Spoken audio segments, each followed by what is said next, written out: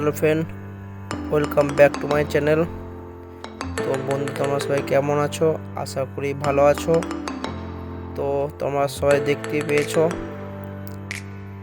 Thumbnail দেখে কি নিয়ে ভিডিওটি আজকেও হতে চলেছে। তো বন্ধু, তোমরা সঙ্গে থাকো, দেখতে থাকো পুরো ভিডিওটিকে।